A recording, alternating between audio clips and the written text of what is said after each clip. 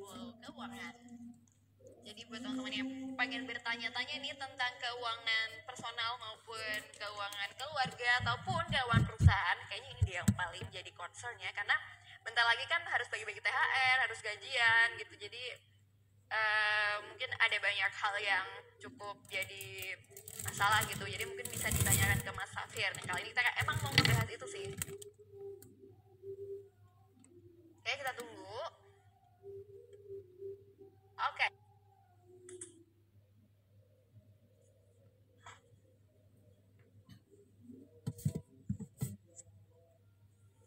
Halo.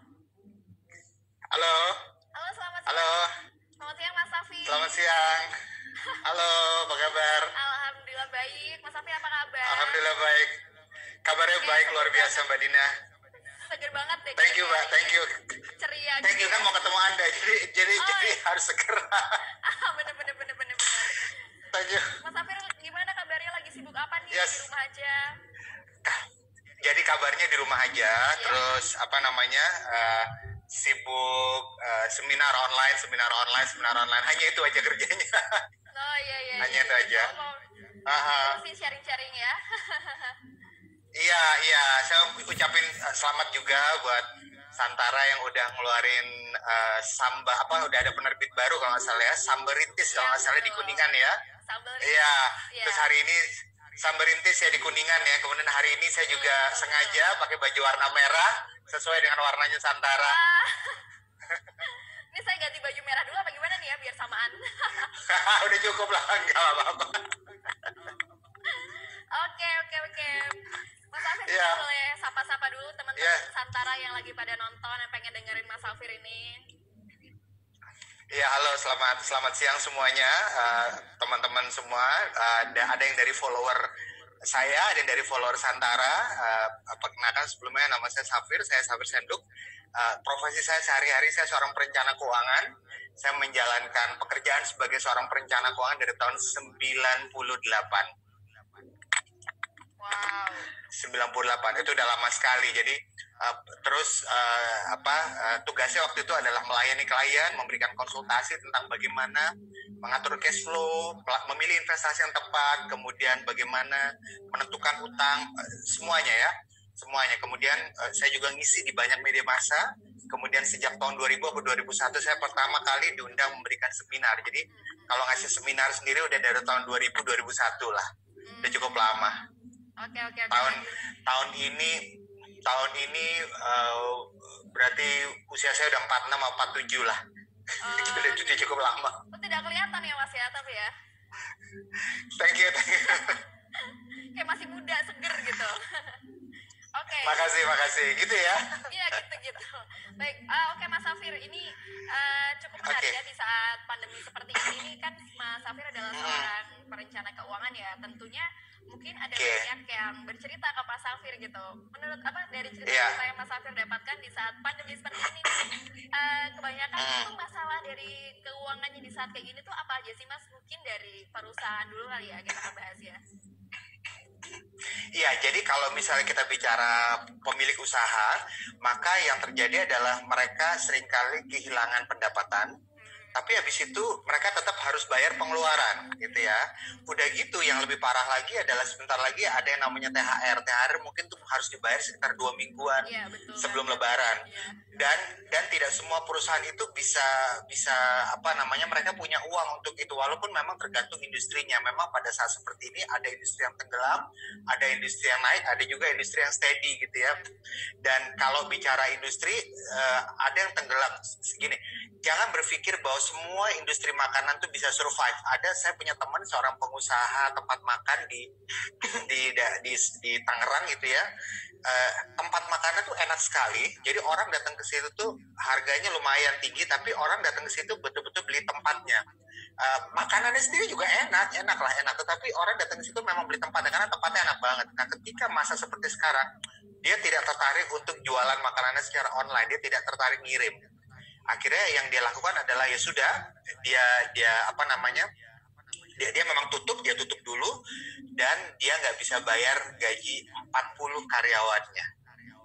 40 karyawannya, dia nggak bisa bayar gaji dan dia nggak bisa bayar THR, bukan karena dia nggak ada duit, dia sebetulnya juga punya simpanan uang, tapi kebetulan uangnya dia taruh di luar negeri. Tapi cuma dia bilang saya nggak bisa keluar negeri, uang luar negerinya ngeblok, kita nggak bisa masuk kok gitu loh, seperti itu. Jadi nggak semua bisa survive. Jadi yang paling dipusingkan pengusaha adalah mereka nggak punya pendapatan. Nah, sebenarnya apa yang bisa mereka lakukan? Tentunya yang bisa mereka lakukan adalah nomor satu, mereka harus rela mengikhlaskan asetnya untuk membayar kompensasi buat karyawannya. Terutama apalagi kalau misalnya karyawannya sudah cukup loyal gitu ya. Tapi saya lihat banyak sekali pengusaha yang dia tidak rela merelakan asetnya, dalam arti dia menjual asetnya atau menggadaikan asetnya untuk dapat cash untuk bisa bayar karyawannya. Tidak semua ikhlas melakukannya. Jadi saya pikir ini yang harus dilakukan oleh pengusaha adalah mereka harus bersedia menjual asetnya, itu pertama. Kemudian yang kedua adalah pada beberapa kasus mereka juga bisa mengajukan pinjaman ke perbankan. Memang ada bank yang mau, ada bank yang tidak. Tapi paling tidak bank itu pasti akan melihat kondisi perusahaan, tempat bisnis kita, apa yang terjadi pada tempat bisnis kita. Kalau tempat bisnis kita sebaiknya mungkin baik-baik saja, paling tutup hanya karena memang semua orang harus di rumah gitu. Jadi memang ada perbankan yang mau, ada yang tidak. Tapi saya pikir pasti ada yang mau untuk memberikan semacam kredit untuk kita membayari karyawan itu, tentunya dengan jaminan yang bisa kita punya, Pak. Prinsipnya ada banyak hal yang bisa dilakukan oleh pengusaha. Kemudian hal ketiga juga adalah pengusaha kalau bisa mungkin dia harus stop dulu pembelian inventaris yang baru. Mereka harus menunda dulu ekspansinya seperti itu. Kemudian memang ya itu dia, mereka juga mungkin udah berapa kali dibilang di Narsum di Santara, memang harus bersedia ganti platform. Mbak Dina, beberapa pengusaha ada yang bilang gini, aduh Pak Safir, saya sebel banget, saya punya usaha gitu ya, tapi kok usaha saya sepi nih gara-gara semua orang harus di rumah deh. Freelancer ada juga, waduh saya jadi nggak dapet income, saya biasa ngajar piano privat, sekarang nggak bisa ngajar karena semua orang di rumah. Nah, saya mau ngajak Mbak Dina, coba kita ubah sedikit cara berpikirnya, mindsetnya. Cara berpikirnya adalah begini, kita merasa kesal dengan keadaan sekarang, kenapa? Karena kita selalu bandingkan dengan bulan Januari kemarin. Bulan Januari kemarin di mana semua masih baik-baik saja. Tapi ubah mindsetnya seperti ini. Anggap saja kita baru buka dari nol. Anggap saja kita baru buka warung makan dari nol, baru buka toko kelontong dari nol. Apa yang terjadi kalau kita baru buka usaha dari nol? Ya customernya masih dikit. Tapi kita nggak ngeluh kan, kita selalu bilang, oh iya customer masih dikit, wajar lah kan, baru Mbak Dina gitu. Kalau kita cara berpikirnya begitu, kita nggak akan marah-marah, sialan segala macam. Tapi kalau kita berpikir, kita selalu bandingin, saya dulu pengusaha sukses gara-gara ini nih, saya jadi sepi nih sekarang. Itu nggak akan kelar-kelar, Mbak. Jadi saran saya buat teman-teman yang buka usaha, yang punya usaha sesukses apapun Anda sebulan, 4 bulan lalu atau tahun lalu, cobalah berpikir bahwa seolah-olah Anda baru buka hari ini. Oh, ternyata bisa dimulai dari berubah mindset ya, Mas. Ini agak nggak kepikiran. Mindset ya. Iya. Nah, iya. itu kan Karena kita selalu berpikir, karena kita selalu berpikir, aduh sepi ini gara-gara itu tuh nggak kelar-kelar mikir begitu. Bener. Yang pertama yang harus jalan emang mindsetnya dulu ya, Mas ya. Benar, iya benar. Nah, itu kan tadi untuk bisnis yang mungkin emang mengalami banyak kerugian, yang memang memang lumayan turunnya tuh turun banget gitu. Nah, kalau misalnya untuk bisnis yang bisa dinilai masih stabil atau justru naik, apa yang harus dilakukan biar cash flow keuangannya tuh tetap terjaga gitu, masih saat-saatnya? Karena ini kan penuh dengan ketidakpastian ya. Iya, betul. Jadi gini, kalau bisnis-bisnis yang kecenderungannya meningkat, maka sebetulnya hal yang harus dilakukan orang adalah mereka harus tetap berhati-hati. Saya punya banyak sekali teman-teman yang kerja, dia bukan pemilik bisnis, katakan dia kerja karyawan di industri yang lagi naik. Ya farmasi misalnya itu lagi naik. Kemudian mereka dapat bonus segala macam, mereka boros segala macam. Padahal ini lagi masa seperti ini. Alasannya kenapa? Teman-teman di industri lain kan lagi menurun. Kalau saya sah-sah aja dong, industri saya kan lagi naik, saya dapat bonus, boleh-boleh aja dong. Tidak, kehati-hatian tetap harus dijaga. Begitu juga pada pemilik usaha yang usahanya lagi rising pada saat sekarang. Kehati-hatian tetap perlu dijaga. Kemudian dana untuk bayar THR tetap dikunci dari sekarang. Karena banyak pengusaha kalau mereka punya uang, Mas Safir kita putar dulu aja uangnya, nanti kita akan dapat uangnya untuk bayar THR. Kadang-kadang di masa sekarang kita harus lebih hati-hati. Jadi kuncinya adalah buat mereka yang industri lagi naik sekarang, tetap hati-hati, dana untuk THR di save dari sekarang. Oh, oke oke oke oke. Tadi ada yang nanya nih, Mas, kalau misalnya ngasih THR-nya setengah boleh nggak? Atau ngasih gajinya setengah? Iya, iya, iya, iya. Jadi ini benar menarik. Banyak pengusaha yang mereka melakukan pemotongan. Kemarin saya lihat ada sebuah di koran ada sebuah restoran fast food cukup besar, fast food ayam cukup besar di Indonesia, yang dia melakukan perumahan kepada banyak sekali karyawannya. Kemudian manajemennya dipotong gaji apa apanya, tapi si karyawan tetap dapat THR paling-paling ditunda. Ada juga yang dibagi dua segala macam, yang penting tetap dapat gitu ya. Jadi pertanyaannya adalah perlu apa enggak sih kita menunda atau dicicil atau gimana? Jawabannya kalau kondisi seperti sekarang, sepanjang kita mengkomunikasikannya dengan baik, saya pikir karyawan nggak ada masalah. Mereka juga ngerti lah. Yang penting buat mereka adalah THR gue yang penting dibayar, nggak apa-apa deh nyicil, it's okay lah. Ini kan memang zamannya memang luar biasa kali ini. Iya iya iya. Kayak kita nggak tahu pasti ini selesainya kapan gitu ya. Iya betul, kita nggak tahu pasti selesai kapan. Bisa kemarin Gubernur Jakarta bilang sampai 22 Mei. Kalau perkiraan saya sih mungkin gini Mbak, perkiraan saya presiden kita itu kan dulu pedagang ya, dia pasti ngerti lah bahwa kondisi seperti ini kan nggak bagus buat usaha gitu ya. Jadi mudah-mudahan sih semua dari kita nurut, mudah-mudahan akhir Mei Juni lah kita udah bisa jalan-jalan lagi walaupun tetap dengan banyak pembatasan. Amin amin amin, semoga semoga semoga bisa Iya. mulai lancar gitu, balik seperti semula. Yes, betul, betul. Oke, nah untuk perusahaan sendiri nih, Mas, pengeluaran Iya. apa sih yang jadi prioritas di saat-saat pandemi kayak gini? Tentu kan mereka juga tetap harus mengeluarkan ya, selain mungkin gaji karyawan gitu. Iya, pada dasarnya yang namanya pengeluaran perusahaan itu hanya dibagi menjadi 3. Jadi pertama adalah untuk membeli investasi awal, biasanya berupa alat-alat kerja kayak komputer, meja, furniture, rak dan lain sebagainya. Prinsipnya adalah dia beli sekali, kemudian itu menjadi bekal kantor atau bekal tokonya untuk jangka panjang. Itu pertama, investasi atau alat itu pertama. Kemudian kedua adalah modal kerja. Nah, modal kerja ini menarik. Kenapa? Karena modal kerja itu adalah uang yang kita keluarkan untuk dibelikan barang, untuk diputar barangnya dijual. Jadi order hanya akan datang kalau barangnya ada. Ini kalau dia bisnisnya adalah jual barang, bukan jual servis. Kalau dia jual servis, katakan jasa fotokopi, maka modal kerjanya itu adalah tinta, kertas, dan lain sebagainya. Tetapi kalau dia jual barang, maka modal kerja adalah uang yang diberikan barang ke supplier. Itu modal kerja. Kemudian ketiga adalah modal untuk operasional. Modal untuk operasional adalah modal yang dikeluarkan untuk uang pengeluaran dikeluarkan pengusaha untuk membayar pengeluaran, entah ada penjualan atau tidak. Misalnya telepon, listrik, gaji, dan sebagainya. Nah, apa yang harus ditahan, apa yang harus di stop dulu, tentunya untuk investasi awal ya. Stop beli furniture baru untuk kantor, stop beli furniture baru untuk toko, stop dulu, nggak ada yang datang kok ke toko Anda gitu ya. Tapi fokusnya adalah, kemudian yang kedua, modal kerja untuk dibelikan barang untuk stok tidak dikurangi, tapi kita harus lebih cermat. Karena kadang-kadang gini Mbak Dina, kadang-kadang ketika kita sebagai pengusaha membeli barang dari supplier itu kan ngomongnya bagus-bagus.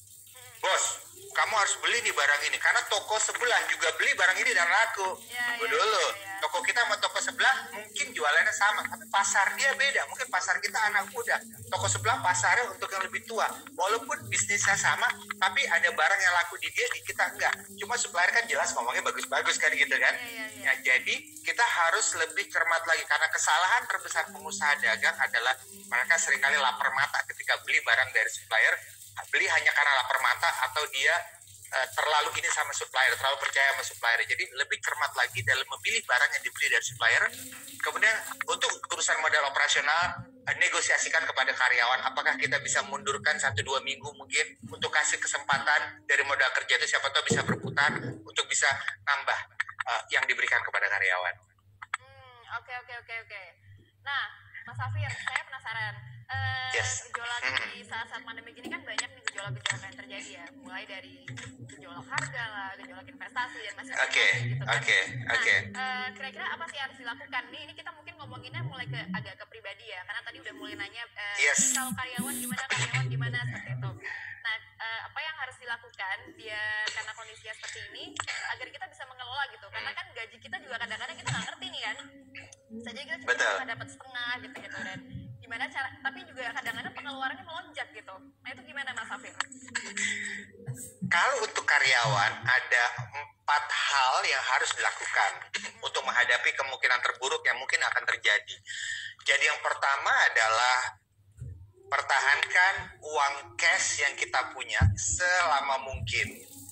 Jadi stop dulu pengeluaran-pengeluaran yang tidak urgent. Saya tahu baju bagus di marketplace itu bagus banget. Saya tahu ada HP baru yang launching, tahu bagus kok bagus. Tapi sepanjang kalau kita nggak beli sekarang, belinya nggak sekarang nggak mati juga kan. Belinya masih 3 bulan lagi kita masih tetap hidup kan sebagai manusia. Ya sudah berarti nggak urgent. Kalau tidak urgent Mbak Dina nggak usah beli sekarang. Itu pertama. Jadi kuncinya sekali lagi pertahankan uang cash selama mungkin. Cara lain dalam mempertahankan uang cash selama mungkin adalah dengan mencari atau belajar membeli barang pengganti. Gunanya untuk dapat yang lebih murah. Kalau dulu saya dulu di sekolah namanya pelajaran ekonomi koperasi. Namanya barang substitusi, keren banget kan namanya kan. Tapi sehari-hari kan kita kenal barang pengganti. Contoh kita suka brand tertentu. Tapi kalau kita kan harus pertahankan uang cash selama mungkin, beli barang yang sama tapi brand yang lebih murah misalnya. Atau saya selalu bilang misalnya, saya sendiri Mbak Dina selalu suka martabak manis keju coklat. Enak banget. Tapi kalau saya pengen murah, saya beli aja roti tawar, mentega, keju, sama meses. Mirip-mirip deh sama. Memang nggak sama martabak keju coklat. Tapi secara prinsip dia sama, gitu ya. Itu yang pertama. Jadi pertahankan uang cash selama mungkin. Nah, kemudian kedua yang harus dilakukan adalah mulai sekarang ubah arah prioritas pengeluaran kita menjadi apa? Menjadi pengeluaran yang penting dan mendesak. Selama dia tidak mendesak, tidak usah beli. Fokus ke pengeluaran yang penting dan mendesak. Nah, pengeluaran yang penting dan mendesak itu apa, Mbak? Ini saya kasih tahu Anda. Bukan HP baru yang nggak urgent, bukan baju baru yang nggak urgent, tapi tahu nggak apa? Bahan makanan. Bahan makanan itu sangat urgent karena ketika kita di rumah yang paling kita butuhkan bukanlah baju bagus, bukan bahan makanan. Oke, sama wifi sih. Iya, benar di kota internet sih. Wifi benar. Ya, cuma sayangnya itu dia. Biasanya perusahaan-perusahaan TV kabel yang kita langganan wifi itu dia tahu nggak, mereka sering tidak mau meneruskan koneksinya kalau orang belum bayar di masa sekarang. Beda lah ya sama PLN, apa ini beda, iya kan, belum bayar gitu mereka putus gitu. Sayang banget kan gitu ya. Iya, itu yang kedua ya. Yang kedua adalah fokus ke pengeluaran yang memang penting dan mendesak, dan menurut saya hanya satu, bahan makanan itu. Nah, kemudian ketiga adalah ini dia. Kalau kita punya investasi atau produk-produk investasi, ubah investasi kita dengan cara turunkan risiko investasinya. Contoh misalnya kalau saat ini kita punya investasi yang agak berisiko, dia turun naik gitu ya, pindahkan ke investasi yang lebih rendah risikonya. Gunanya buat apa? Karena bisa jadi suatu hari nanti tiba-tiba kita dapat surat cinta dari perusahaan, kamu sudah tidak bisa lagi bekerja di sini, kita nggak punya uang, kita harus keluar dan kita butuh ngambil dana investasinya. Nah, apa yang terjadi? Investasi kita udah turun. Jadi sekarang selamatkan pelan-pelan, pindah ke investasi yang lebih rendah risikonya. Yang ketiga dan yang keempat, Mbak, menurut saya adalah mulailah cari uang dari rumah. Mulai cari uang dari rumah. Itu aja, ini yang bisa kita lakukan. 4 hal ini untuk perorangan. Berarti kita memang perlu buat cari penghasilan tambahan, walaupun kita sekarang mungkin gajinya masih stabil gitu. Perusahaan di tempat kita bekerja masih stabil. Apakah kita tetap perlu untuk mencari penghasilan tambahan, Mas Afir? Sangat perlu. Kenapa? Kalau saya bilang sih, orang punya penghasilan itu macam-macam. Dia memang ingin nambah penghasilannya, atau yang kedua dia ingin nyiapin sekoci lagi kalau ada apa-apa dengan sekoci utama dia, perahu utama dia. Jadi kalau ada apa-apa sama pekerjaan utama dia punya cadangan. Nah, ini kasus yang saya bilang tadi, nyari penghasilan itu lebih kepada dia nyiapin sekoci tambahan, perahu penyelamat kalau ada apa-apa sama perahu utama. Sebenarnya fokusnya bukan untuk nambah penghasilan, tapi lebih nyiapin sumber lain lah. Karena banyak orang saya lihat mereka sangat nyaman di perusahaan tempat mereka bekerja, mereka dapat gaji yang cukup baik, tapi mereka nggak punya sesuatu tambahan ya. Jangan lupa, apapun Mbak Dina, apapun itu bisa terjadi. Termasuk perusahaan tempat kita bekerja, kayaknya baik-baik aja tapi bisa terjadi. Saya kasih contoh, sederhana aja. Presiden 32 tahun pun bisa turun. Pada saat dia diangkat oleh wakil rakyat, orang nggak nyangka, dia lagi, ya sudahlah dia lagi presidennya. Tapi itu bisa turun juga. Saya bukan ngomongin politik, tapi itu intinya bahwa apapun bisa terjadi gitu ya. Apapun bisa terjadi. Februari kemarin misalnya, siapa yang menyangka bisnis itu kelihatannya baik-baik aja, terus tiba-tiba boom, kita semua harus di rumah 2 bulan, hampir 3 bulan. kita harus di rumah. Nggak ada yang bisa nyangka. Jadi jangan pernah merasa bahwa perusahaan Anda akan baik-baik aja selamanya. Ya, dan itu cukup mendadak ya Mas Safir ya, kayak kita tadi oh gini plannya besar gitu perusahaan itu, terus tiba-tiba kayak zep gitu, tiba-tiba langsung semuanya diberhentikan gitu ya. Betul, betul, betul. Dan Mbak Dina ini menarik juga. Jangan gengsi. Banyak teman-teman saya yang kerja di perusahaan tadinya dia dapat gaji cukup baik di perusahaan sebagai karyawan, kemudian dia jualan makanan yang margin untungnya segini, cuma segini. Banyak gengsi cuma berapa gitu ya. Tapi ingat, itu kan kalau orang jualan barang itu kan dia bisa nggak terbatas kan, bisa banyak. Satu lagi Mbak Dina, saya mau cerita sedikit. Sekarang tuh gengsi profesi udah nggak ada lagi. Saya ingat banget dulu teman-teman yang kerja di 10 tahun lalu ya, banyak teman-teman. Jadi gini, kita punya image orang yang kerja di industri migas pasti gajinya gede, betul kan ya? Gaji gede ya, fasilitasnya banyak. Nah teman-teman yang kerja di industri migas bukan nggak tahu, banyak di antara mereka yang tahu. Jadi saya punya banyak teman kerja di industri migas, dia masuk di perusahaan minyak, diterima 1-2 tahun mulai dapat tantang petenteng. Gaji gue gede, dia borosnya luar biasa gitu ya. Kamu kerja di mana? Dia nanya ke teman-temannya pas reuni. Pokoknya bukan kerja yang sama dia. Nggak dipandang sama dia, tapi dia hanya memandang teman-teman yang kerja di industri yang sama. Akhirnya apa yang terjadi? Sekarang Mbak Dina, harga minyak turun sangat rendah. Dan teman-teman saya kerja di industri migas, aduh, kalau begini terus Mas Safir, ini Juli, Agustus, September kita bisa di PHK gitu lah. Saya nggak ada masalah dengan industri migas, Mbak. Saya cuma bermasalah dengan orang yang terlalu jumawa dengan profesinya dan dia menganggap profesinya paling baik dibandingkan profesi lain. Contoh lain misalnya, orang yang kerja sebagai flight crew airline, banyak teman-teman saya kerja jadi pramugara, pilot segala macam, jam terbangnya luar biasa banyak. Dulu saya banyak banget dari jam terbangnya kan, karena mereka dapat gaji, kemudian tapi banyakkan jam terbangnya dibanding gaji mungkin cuma 25% jam terbangnya, 75%, dan dari jam terbang itu dia dapat uang terbang. Dia ambillah kredit segala macam, dan kredit yang cicilannya dari uang terbangnya itu. Nah sekarang Mbak, ya Allah, 90% nggak terbang. Dan mereka uang terbangnya hilang, nggak ada, dan padahal dia punya cicilan yang harus dia bayar. Jadi dulu mereka jumawa, tapi sekarang aduh gimana, saya malu ke teman-teman nggak bisa bayar. Jadi intinya adalah jangan pernah merasa bahwa profesi kita lebih baik dari profesi orang lain, karena Tuhan bisa membalikan dunia begitu cepat. Kita nggak tahu apa itu aja. Kita nggak pernah tahu ya apa yang jadi depan dia akan jadi nggak pernah tahu Mbak, nggak pernah tahu. Betul. Jadi profesi jangan pernah lagi. Ini contoh lain. Berapa tahun lalu, 15 tahun lalu orang menganggap remeh profesi MLM. MLM apaan itu? Gitu. Saya dong kerja di perusahaan dengan gaji sangat-sangat besar. Tapi saat krisis, teman-teman yang kerja di industri, bukan kerja, mereka jadi agent MLM yang terutama produknya memang sehari-hari itu sekarang begini bagus. Banyak saya punya teman kerja di manajemen sebuah perusahaan MLM terkenal asal Amerika. Dia bilang, gila Mas Safir, kita sabun kita meningkat, hand sanitizer kita meningkat, air purifier kita laku, luar biasa. Jadi dan para agent MLM-nya luar biasa. Jadi gengsi profesi nggak ada lagi, dunia bisa berbalik sebegitu rupa. Benar. Saya juga kemarin sempat kayaknya ada yang viral ya di Twitter gitu-gitu bahwa ada yang gaji 80 juta terus tiba-tiba dia di rumah. Oh iya. Itu tahu nggak Mas Safir? Dia padahal punya cicilan KPR rumah, cicilan mobil mewah itu. Mas Safir gimana tuh?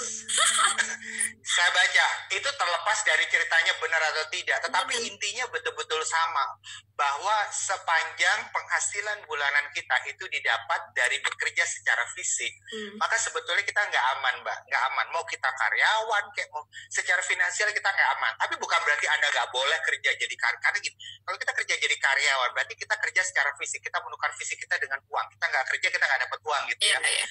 Cuma bukan berarti saya melarang orang jangan kerja jadi karyawan, tidak. Tapi maksudnya adalah kerjalah jadi karyawan. Tapi untuk kita jadi kaya adalah dari investasinya. Contoh misalnya gini Mbak, banyak orang kerja jadi dokter gitu ya, kemudian mereka berharap kaya jadi dokter. Apa yang terjadi? Mereka fokus ke penghasilan secara fisik. Mulailah dia menyarankan obat yang tidak disaran, obat yang sebetulnya tidak disarankan, tapi dia sarankan karena mungkin diam-diam, walaupun nggak boleh. Dia dapat komisi mungkin dari farmasi, itu nggak boleh sebetulnya kan. Tapi dia jadi tidak netral. Sebetulnya jadi dokter dia tidak boleh seperti itu.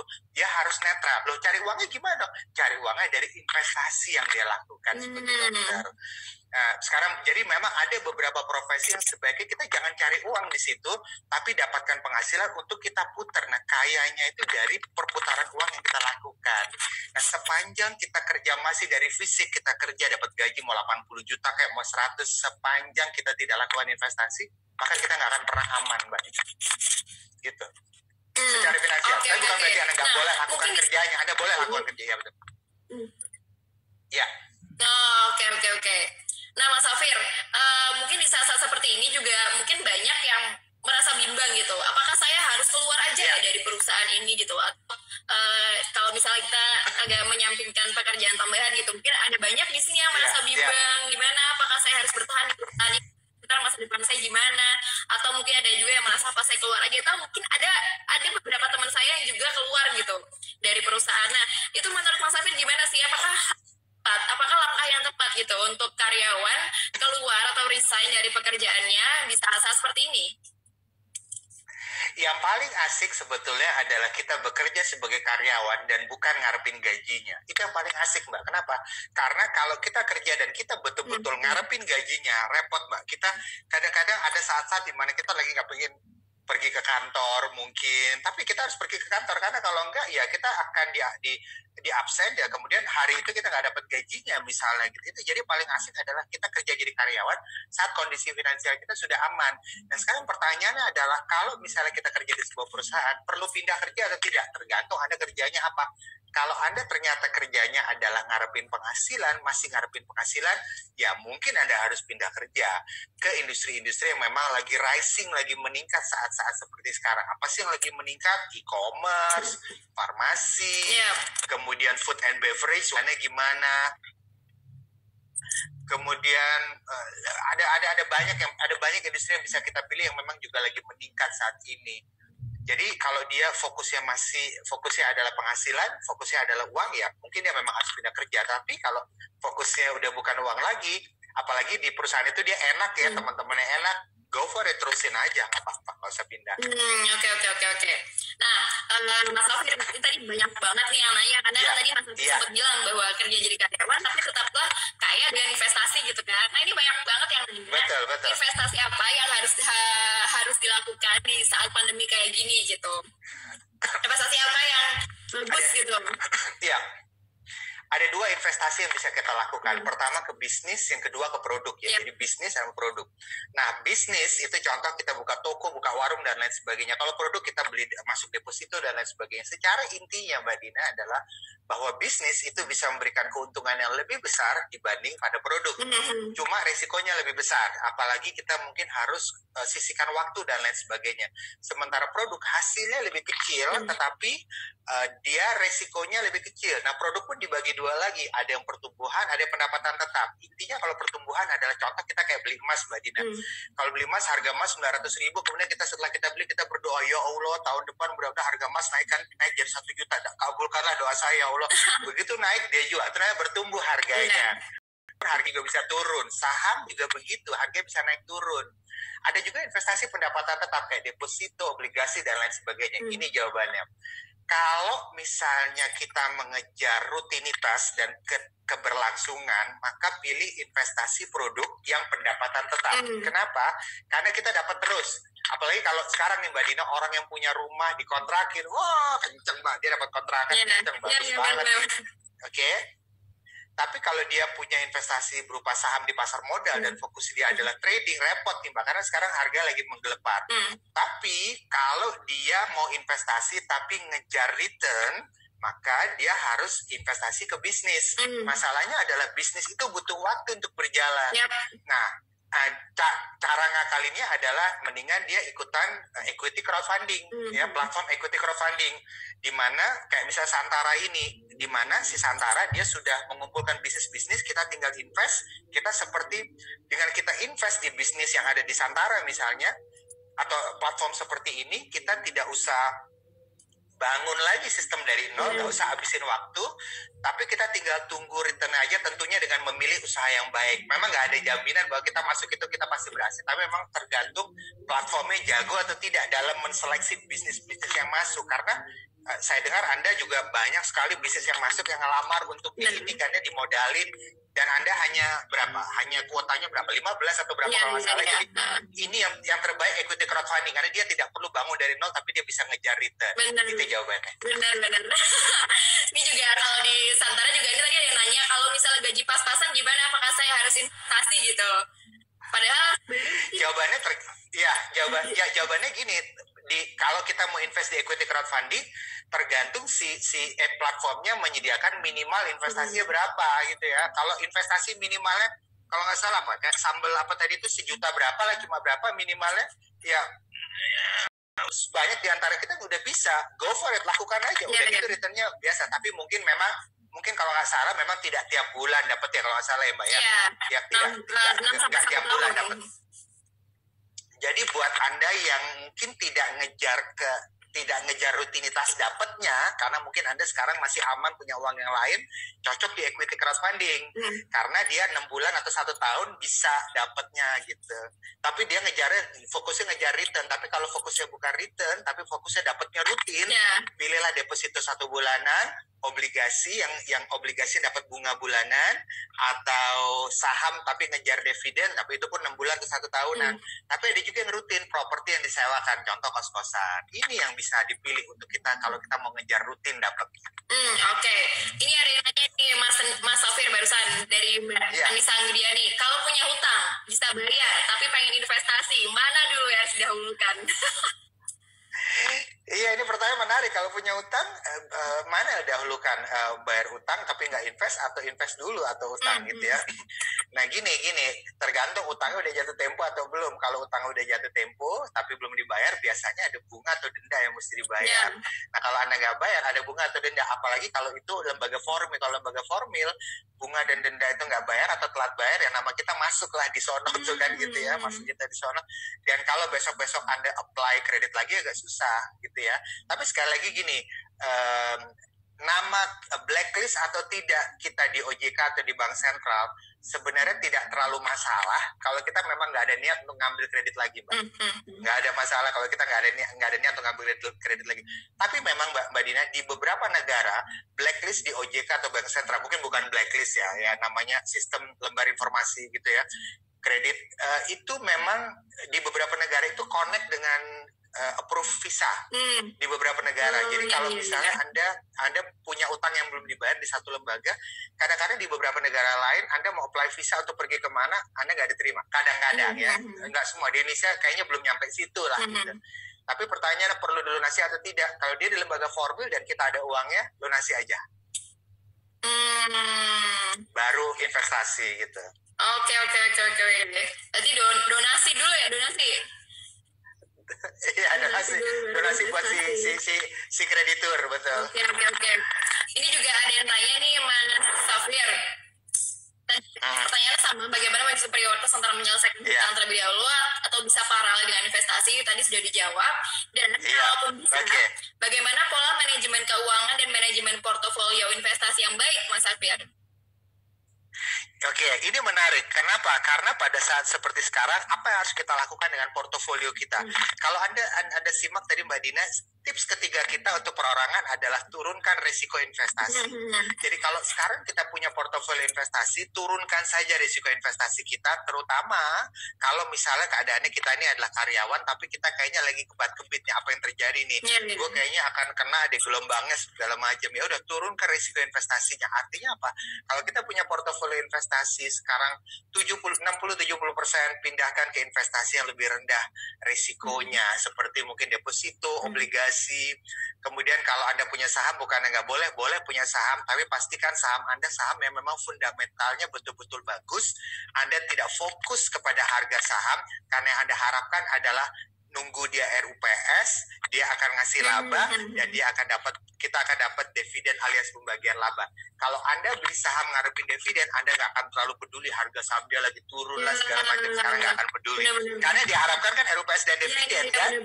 Cuma kalau jangka panjang, dan dia nggak peduli harga saham berapa, uang intinya perusahaan itu fundamentalnya bagus. Kayak Indonesia deh, Indonesia nih Mbak Dina, kita fundamentalnya bagus. Yang menyebabkan Indonesia lagi krisis sekarang karena orang harus di rumah karena ada wabah. Tapi secara uang cash segala macam, devisa kita bagus kok, nggak ada masalah.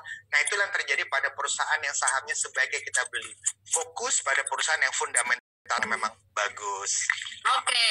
Selain fokus, kalau misalnya kita mau investasi dan kita pengen investasi, Iya. kira-kira investasi yang bagus itu mengharapkan di return berapa persen ya, Mas Tafir ya? Ini menarik. Kenapa karena orang selalu bilang return berapa persen. Kalau kita bicara deposito mungkin 6% segala macam. Ada orang bilang bagus itu adalah berapapun, yang penting di atas bunga deposito. Kalau di atas bunga deposito, obligasi udah jelas bagus, karena obligasi itu di atas bunga deposito mungkin 7-8%-an per tahun. Tetapi kalau pada saham mungkin bisa 10-15%. Jadi kalau saya bilang angka bagus itu adalah kalau angka Anda bisa mencapai 15%, itu bagus sekali. Itu bagus. Cuma 15% per tahun agak sulit didapat kalau Anda fokus pada investasi pendapatan tetap. Lawang pada saat krisis ini kan seperti saran saya bilang, turunkan risikonya. Jadi berarti ada yang harus ditukar, yaitu returnnya harus ditukar. Jadi cara ngakalinnya adalah Anda turunkan risiko investasi Anda. Nanti kalau ada uang lebih, Anda kejar investasi yang memberikan return besar, yaitu bisnis atau usaha. Cuma supaya Anda tidak perlu repot, masuklah ke equity crowdfunding seperti Santara ini. Tidak usah bangun dari nol. Oke. Baik, Mas, itu tadi kita ngomongin tentang investasi ya. Mungkin sekarang kita pindah ke keuangan rumah tangga ini ya, Mas Tafir. Oke. Teman-teman Santara juga pada bertanya, gimana sih kalau misalnya Mas Tafir sendiri buat keuangan rumah tangga, ini kan mungkin banyak juga yang mulai bergejolak nih pengeluarannya gitu. Ini gimana nih Mas ngatur cash flow-nya nih? Oke, jadi kalau kita bicara bergejolak, memang intinya adalah memang sekarang sudah waktunya punya sumber penghasilan baru ya. Kenapa? Karena sumber penghasilan baru. Kalau kita punya sumber penghasilan baru, maka dalam jangka pendek itu bisa memecahkan masalah kita yang punya pengeluaran yang berlebih atau mulai bergejolak. Itu pertama. Kemudian kedua adalah kuncinya saya pikir adalah mulai fokus pengeluaran-pengeluaran yang memang urgent. Lakukan pengetatan pada pengeluaran-pengeluaran dan fokus pada pengeluaran yang memang penting dan urgent. Tidak hanya penting tapi nggak urgent, tapi penting dan urgent. Banyak orang membeli sekarang karena dia merasa barang itu penting, tapi dia lupa bahwa itu walaupun penting dia nggak urgent. Jadi stop dulu. Nah, apa yang penting sekarang tentunya bahan makanan. Cuma ini saya ada tips lagi. Saya tahu banyak di antara kita yang sering beli makanan di luar. Sering beli makanan di luar. Nah, beli makanan di luar itu memang jatuhnya kalau kita perhatikan itu lebih mahal dibanding kita bikin sendiri. Betul nggak? Dia lebih mahal dibanding bikin sendiri. Nah, kalau Anda beli makanan di luar sehari sampai 3 kali itu berarti Anda boros. Jadi bukan berarti Anda nggak boleh beli makanan di luar. Boleh beli makanan di luar, tapi paling tidak sekali sehari. Sekali sehari oke buat, kadang kita perlu rekreasi. Rekreasi dengan cara jajan mungkin ya. Oke, nggak apa-apa. Jadi mulai sekarang mulai harus bisa masak. Ini mungkin sepele banget, tapi kalau orang bisa masak, dia bisa menghemat banyak banget. Dia bisa menghemat banyak sekali. Kemudian di sosial media, di Instagram memang itu sekarang banyak banget makin bertebaran iklan-iklan produk barang konsumsi apapun itu. Sepanjang dia nggak urgent, jangan beli dulu. Tapi kalau misalnya Anda punya barang yang sama tapi udah rusak atau Anda sudah Anda sampai nggak bisa tidur segala macam, ya sudahlah, abaikan aja saran keuangan saya daripada Anda nggak bisa tidur. Oke, berarti sebenarnya keuangan rumah tangga juga bersama dengan keuangan personal ya Mas ya? Betul, sama. Iya, bersama. Itu kalau misalnya antara kita bisa masak sama yang belanja di luar, ini ada contoh perbandingan angkanya nggak Mas Tafir? Karena kadang-kadang angka kadang-kadang nggak kelihatan. Iya. Saya tidak mengurangi rasa hormat saya pada warung-warung makan di luaran. Saya juga senang kok langganan. Saya juga senang langganan. Cuma memang sehari nggak 3 kali karena memang pengeluarannya jadi banyak. Jadi perbandingannya gini deh. Perbandingannya adalah kalau saya beli kaki ayam di supermarket, katakan saya sebut nama, misalnya Superindo misalnya. Saya beli kaki ayam. Kaki ayam itu yang gede paha atas sama bawah. Saya beli 4 biji. 4 biji jatuhnya 50.000. Nah, 50.000 kalau kita beli ayam 2 potong di restoran fast food ayam Amerika itu dapatnya 2 potong. 2 potong, bukan 3 loh, 2 potong. Kadang 2, kadang 3 potong. Tetapi Kalau saya masak sendiri, tadi apa, kaki paha atas bawah itu 4 biji 50 ribuan. Wah, itu bisa buat makan berapa kali? Dan sehari makan. Iya. Wah, berapa orang gitu ya? Bisa dapat ini aja pun, kaki ayam atas bawah ini bisa kita gunting jadi 2 misalnya. Paha atas sama paha bawah. 10 potong kurang lebih 10 potong. Jadi penghematannya wow, satu dua yang satunya 10. Bisa 20%-nya lebih kita ngeluarin uang 20% lebih sedikit. No, 80% lebih sedikit. Hanya 20% untuk mendapatkan makanan yang sama. Walaupun enaknya memang beda, Mbak. Iya. Di restoran yang mahal itu enaknya beda, resep rahasia beda lah. Tapi kan fokusnya ini adalah kita kan memang ingin menghemat kan. Kalau memang ingin menghemat, memang harus ada rasa yang kita korbankan. Tapi ya mungkin sama-sama ayam lah ya, kita makan sama-sama ayam lah yang penting. Oke. Berarti coba masak sendiri ya, buat yang belum bisa masak belajar. Iya betul. Belajar masak lah. Oke, Mas Safir ada salah satu penggemar masak yang dari Mas Denny Mulyadi. Thank you. Iya. Mas Safir penulis. Oke. Saya bukunya Pak Safir. Dari kuliah saya bukunya Pak. Thank you. Wah, kalau dia bilang dari kuliah berarti umur saya udah berapa dong? Ini kayaknya dari tadi banyak yang penggemar Mas Safir ini. Thank you, senang banget, thank you. Ya, terus ini juga ada yang ngomong nih dari Mas Ignatius Kortanatan. Gue karyawan tapi tetap bisa investasi. Gituan di masa sulit seperti sekarang sudah siap dana darurat. Sedap, bagus. Orang kalau udah siap dana darurat, maka sebaiknya kelebihan uangnya boleh dia investasikan sedikit lebih berisiko, nggak apa-apa. Kenapa? Dana darurat kan udah ada. Jadi kalau dia ada apa-apa sama income, dia masih bisa hidup dari dana darurat. Nah, uangnya ini bisa dia kejar untuk produk investasi besar. Ingat, investasi ada 2 macam, bisnis sama produk. Bisnis income-nya lebih besar, tapi perlu effort. Produk income-nya lebih kecil, risiko lebih kecil. Kalau gitu kejar aja lebih besar, tapi effortnya ya kita masuk ke equity crowdfunding seperti Santara ini. Benar. Ini ada lagi nih, ada anak kos nih Mas Safir. Beli kompor mini atau panci elektrik. Kesalahan keuangannya cukup. Tapi percaya nggak Mbak Dina? Saya dulu pernah nulis jadi kolumnis tetap di sebuah tablet wanita paling laku di Indonesia, namanya Nova. Ya, lama sekali saya nulis itu. Pertanyaannya begini, Mas Safir, beli panci ini atau ini? Bagaimana cara menghemat listrik? Betul-betul sampai ke mikro. Yang orang mungkin ketawa ya. Tapi itu terjadi. Itu bukan terjadi, itu memang benar kita butuhkan, Mbak. Kita ini sampai pertanyaan, Mbak, saya mendingan beli sendok logam apa sendok plastik ya gitu ya. Seperti itu. Oke, jadi gini. Simple gitu. Permasalahannya betul-betul sampai ke dapur gitu ya, sampai ke dapur. Ya oke lah gini. Panci elektrik memang lebih mahal, lebih praktis, Mbak, betul ya. Tapi gini deh, Mbak, sejujurnya kalau saya pribadi kalau saya baca berita, kalau mau lebih cepat saya buka aja portal berita di internet. Cepat banget kan, cepat. Tapi kok nggak ada yang bisa ngalahin pegang koran fisik ya buat saya. Bener, nggak ada yang bisa ngalahin. Nih, kalau saya pegang koran fisik baca gitu, beda, rasanya beda lah. Memang kecepatan memang tidak secepat itu, tapi beda. Koran fisik tuh dia lebih dalam segala macam.